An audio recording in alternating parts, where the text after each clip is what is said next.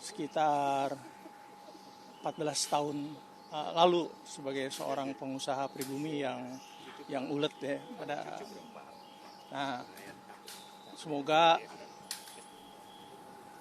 Allah Subhanahu wa taala mengampuni hilafnya, juga melapangkan di alam kuburnya dan menjadikan ahli surga.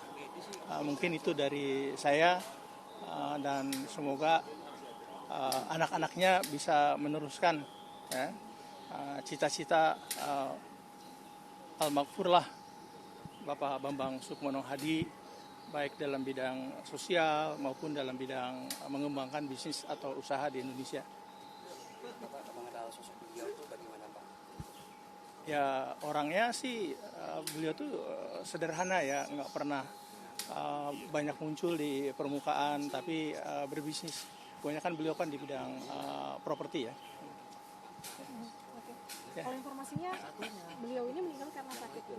Sakit. Ya, sakit tadi malam saya diberitahu kurang lebih jam 11.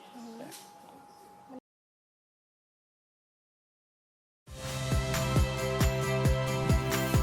Saya Radi Saputro.